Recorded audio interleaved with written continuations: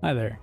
In my last video, I gave a digestible explanation as to why players should level characters that trigger transformative reactions to 90. Too long didn't watch.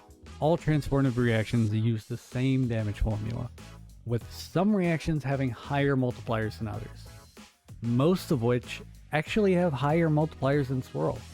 So if you're willing to level your Swirl units to 90 for their Swirls, you shouldn't have too much of a problem leveling other transformative reaction trigger characters with higher multipliers for their reactions. That said, characters with the role of triggering transformative reactions aren't the only characters that benefit from being taken from level 80 to level 90. With transformative reactions, it's a bit safer to talk about. Most players have at least made an exception for Swirl units by now.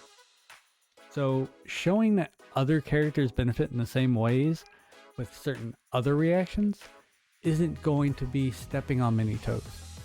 I'm just saying you're right to do it for that unit, and you'd be right to do it to this unit for the same reasons you're right to do it to that unit. People like being told they're right. The risk comes once I start talking about units that also benefit from level 90, but not in the same ways. So, to avoid being immediately thrown to the wolves, we'll start with the type of character that kind of benefits in the same way. Additive reaction carries.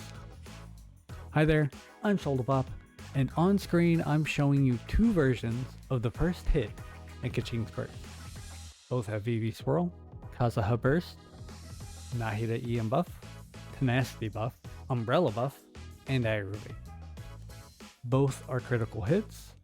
They're using the same artifacts and weapon. The only difference is that the number on the left is at level 80 and the number on the right is at level 90. That's an additional 3,370 damage just by going from level 80 to level 90, or an 18.5% increase over the level 80 attack.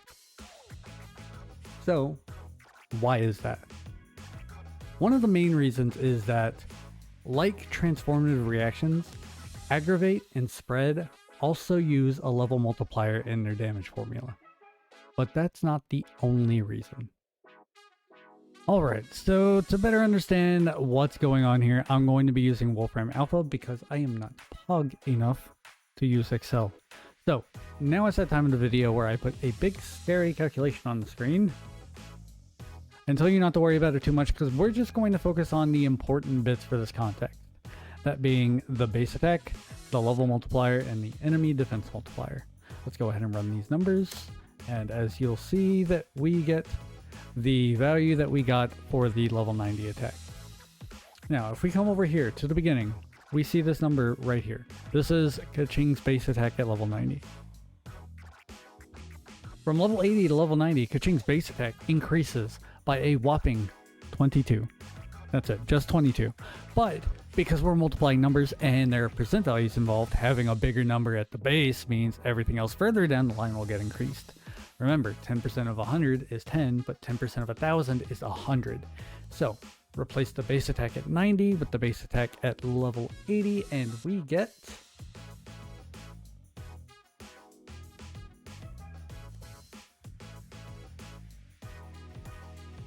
Well, would you look at that? 18,119. The 22 extra base attack translated to a whole 119 extra damage. That's an increase of 0.66%. Not impressed? Okay, well, we'll keep going. Next, the level multiplier, which is this number. At level 90, 1,446.85.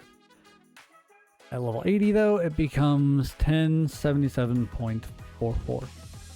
Change that around, and now dropped from 18,000 to 14,902. Ooh, now we're getting somewhere.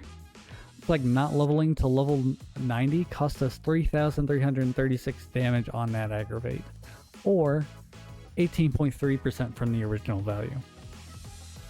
Last, and honestly kind of least, the defense multiplier. All the way over here at the very end. we'll swap out this 49.61 for 49.495.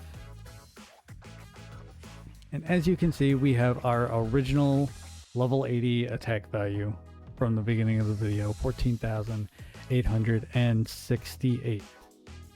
It's not nothing, but it practically is. However, the wider the level gap between your character and the enemy, the more noticeable it becomes. Say you were to try to fight a level 98 enemy in Abyss with a level 80 character. Well, then we change out this 49.495 to 47.61,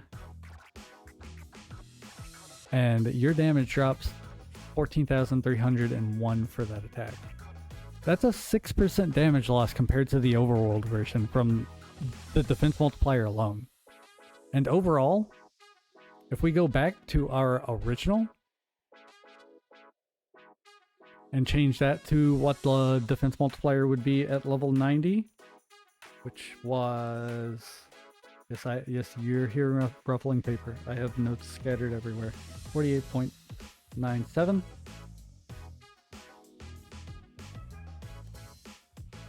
18,003. Overall, that's a 20.6% damage loss compared to fighting the same enemy at level 90. Alright, now, so there's a reason I wanted to run these calcs like this. Maybe you see 20.6% and it means nothing to you. Having all these numbers here allows me to do something kind of interesting. So, do you see this value right here? That's crit. Let's pretend for a moment that I went really hard into my level 80 Kaching's artifacts. How much additional crit damage do you think it would take to match the amount of damage at level 90? 10%? Alright, well, let's try it. We'll change that to 126. Not even close. 20%. Alright, we'll try that. We'll try that. Change that to 136. Still, no, we're way off. Nope. It would actually take 49.05 extra crit to get the damage that we saw at level 90. So we'll sub in that number, 165.45. So after getting an additional 49.05 crit damage on that attack, we finally can do as much damage as we got just by leveling from 80 to 90.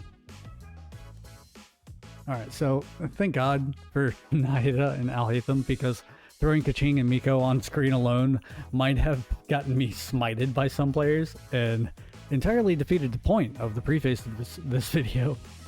I swear, sometimes it feels like if I were to open up with Kaching and Miko are really strong, you should level them to 90, that I'd have to sleep with one eye open to keep from being burned at the stake for heresy.